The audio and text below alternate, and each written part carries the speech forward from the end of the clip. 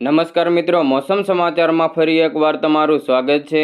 મિત્રો, આજે તારીખ 19/9/2024 વાર ગુરુવાર છે। ત્યારે આજના વિડીયોમાં ખાસ કરીને આગામી દિવસોમાં જે વરસાદનો નવો રાઉન્ડ શરૂ થવાનો છે તેના વિશેની સંપૂર્ણ માહિતી મેળવવાની છે। તો હાલના વરસાદને લઈને જે માહિતી મળી રહી છે તેના વિશેની સંપૂર્ણ માહિતી મેળવવાની છે। તો આગામી વરસાદને લઈને હવામાન વિભાગ ઉપરાંત હવામાન નિષ્ણાત અંબાલાલ પટેલ, પરેશ ગોસ્વામીની આગાહી ઉપર પણ એક નજર કરવાની છે। તો નવરાત્રી ઉપર વરસાદને લઈને સૌથી મોટા અને અગત્યના સમાચારની માહિતી મેળવવાની છે। તો વિડીયોને અંત સુધી જોતા રહેજો। વરસાદની પળે પળની અપડેટ સૌથી પહેલાં મેળવવા માટે અમારી ચેનલને સબસ્ક્રાઇબ કરવાનું ના ભૂલતા। મિત્રો, સૌપ્રથમ હવામાન વિભાગ દ્વારા કરવામાં આવેલી આગાહી ઉપર એક નજર કરીએ તો ગુજરાતમાં ચોમાસું વિદાય તરફ જઈ રહ્યું છે। સપ્ટેમ્બર મહિનામાં વરસાદની તીવ્રતા ઘટી છે, પરંતુ ચોમાસાની વિદાયનો સમય આવ્યો નથી। ગુજરાતમાં આ ચોમાસામાં અત્યાર સુધીમાં કુલ 44% વધારે વરસાદ નોંધાયો છે। ત્યારે હવામાન વિભાગે જણાવી દીધું છે કે ગુજરાતમાં હાલ પવનની દિશા પશ્ચિમથી દક્ષિણ પશ્ચિમની છે। આગામી 7 દિવસ સુધી ગુજરાતમાં કેવો વરસાદી માહોલ જોવા મળવાનો છે તે અંગેની માહિતી પણ આપી દીધી છે। મિત્રો, અમદાવાદ હવામાન કેન્દ્રના મોસમ વૈજ્ઞાનિક રામાશ્રય યાદવના જણાવ્યા પ્રમાણે આગામી 7 દિવસ સુધી ગુજરાત રિજનમાં એટલે કે સૌરાષ્ટ્ર, કચ્છ સિવાયના તમામ જિલ્લાઓમાં છૂટાછવાયા સ્થળો ઉપર હળવાથી સામાન્ય વરસાદનું અનુમાન છે। સૌરાષ્ટ્ર, કચ્છ રિજનમાં આગામી 2 દિવસમાં સૌરાષ્ટ્ર રિજનમાં છૂટાછવાયા સ્થળો ઉપર હળવાથી સામાન્ય વરસાદનું પૂર્વાનુમાન છે। આ સાથે તેમણે એમ પણ જણાવ્યું કે 3 થી 7મા દિવસે સૌરાષ્ટ્ર, કચ્છમાં વાતાવરણ સૂકું રહેશે। 7મા દિવસે છૂટાછવાયા સ્થળો ઉપર હળવાથી સામાન્ય વરસાદની સંભાવનાઓ છે। કચ્છ રિજન આગામી 7 દિવસ સુધી ડ્રાય રહેશે। 1 જૂનથી 19 સપ્ટેમ્બર સુધીમાં સામાન્ય કરતાં 44% વધારે વરસાદ નોંધાયો છે।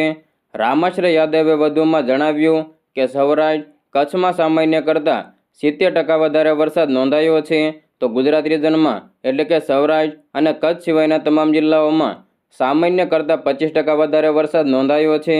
હવામાન વિભાગના વૈજ્ઞાનિકે જણાવ્યું છે કે અમદાવાદમાં છેલ્લા 24 કલાકમાં મહત્તમ તાપમાન 32 ડિગ્રી નોંધાયું છે, જ્યારે આગામી 24 કલાકમાં મહત્તમ તાપમાન 35 ડિગ્રી રહેવાની સંભાવના રહેલી છે। હવે મિત્રો, આગળ વાત કરીએ તો ગુજરાતમાં ચોમાસાની વિદાયની વાતો વચ્ચે ફરી એકવાર વરસાદને લઈને મોટા સમાચાર સામે આવ્યા છે। વાસ્તવમાં હવામાન નિષ્ણાત અંબાલાલ પટેલે આગામી દિવસોએ રાજ્યના અનેક વિસ્તારોમાં વરસાદ થવાની આગાહી કરી છે। હવામાન નિષ્ણાત અંબાલાલ પટેલની આગાહી પ્રમાણે તારીખ 18 સપ્ટેમ્બરથી લઈને 22 સપ્ટેમ્બર સુધી છૂટાછવાયા વરસાદી ઝાપટા પડી શકે છે। મહત્વનું છે કે હાલ ગુજરાતના અનેક વિસ્તારોમાં ગરમીનો અનુભવ થઈ રહ્યો છે। આ દરમિયાન હવે ગરમીની વચ્ચે રાજ્યમાં વરસાદી ઝાપટા પડવાના છે। હવામાન નિષ્ણાત અંબાલાલ પટેલે ગરમી વચ્ચે હાલ રાજ્યમાં હળવા વરસાદી ઝાપટાની આગાહી કરી છે, જેમાં ખાસ કરીને ઉત્તર ગુજરાતના સાબરકાંઠા, અરવલ્લીમાં વરસાદની શક્યતાઓ છે। આ સાથે ગુજરાતના અન્ય ભાગોમાં પણ વરસાદી ઝાપટા પડે તેવી સંભાવનાઓ છે। અંબાલાલ પટેલે જણાવ્યું કે 22 સપ્ટેમ્બરથી બંગાળનો ઉપસાગર સક્રિય થશે અને 27 લઈને 29 તારીખની વચ્ચે ગુજરાતના ભાગોમાં સિસ્ટમ ગુજરાતમાં હળવાથી ભારે વરસાદ આપવાની છે। અંબાલાલ પટેલની આગાહી પ્રમાણે વડોદરા, આણંદ, નડિયાદ, અમદાવાદ અને ગાંધીનગરમાં વરસાદી માહોલ જોવા મળવાનો છે। તો આ સાથે દક્ષિણ ગુજરાતના સુરત, આસપાસના વિસ્તારોમાં વરસાદ આવશે। મહત્વનું છે કે 28 સપ્ટેમ્બરથી બનતી સિસ્ટમ વાવાઝોડું બંગાળમાં બનશે તો દક્ષિણ ગુજરાતમાં ભારે વરસાદ લાવશે। આ અરબ સાગર સાયક્લોનિક સર્ક્યુલેશન થશે। અહીં એ પણ મહત્વનું છે કે નવરાત્રિમાં નવી સિસ્ટમ બનશે જે વરસાદ લાવશે અને તેને કારણે જ નવરાત્રિ દરમિયાન કેટલાક વિસ્તારોમાં વરસાદ આવી શકે છે। હવામાન નિષ્ણાત અંબાલાલ પટેલનું માનીએ તો નવરાત્રિમાં નવી સિસ્ટમ બનશે જે વરસાદ લાવશે। આ સાથે નવરાત્રિ દરમિયાન સૌરાષ્ટ્રમાં ભારે વરસાદ પડી શકે છે તો અન્ય વિસ્તારોમાં છૂટોછવાયો વરસાદ આવી શકે છે। અંબાલાલ પટેલની આગાહી પ્રમાણે શરદ પૂનમ પછી પણ વરસાદી ઝાપટા ચાલુ રહેશે।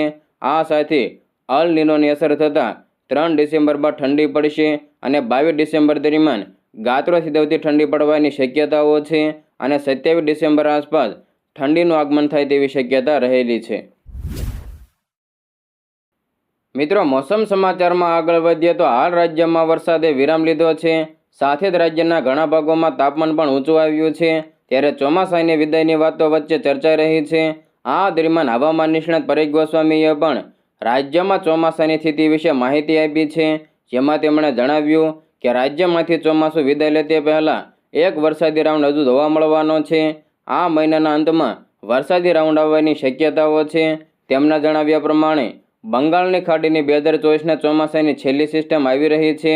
તે કદાચ વધારે મજબૂત હશે, તેથી રાજ્યના અનેક વિસ્તારોમાં નુકસાનકારક વરસાદ પડવાની પણ શક્યતાઓ છે. હવામાન નિષ્ણાત પરેશ ગોસ્વામીએ જણાવ્યું કે હાલ ચોમાસાની સિઝનના પવનો યથાવત છે. પવનની ગતિ 10થી લઈને 14 કિમી પ્રતિ કલાકની નોંધાઈ રહી છે. આગામી દિવસોમાં પવનની ગતિમાં કોઈ ફેરફાર થાય તેવી શક્યતા દેખાતી નથી. પવનની દિશામાં પણ કોઈ ફેરફાર થવાનો નથી. પશ્ચિમના પવનો ચાલશે અને 10થી લઈને 14 કિમી પ્રતિ કલાકની ઝડપે ગતિ જોવા મળવાની શક્યતાઓ છે.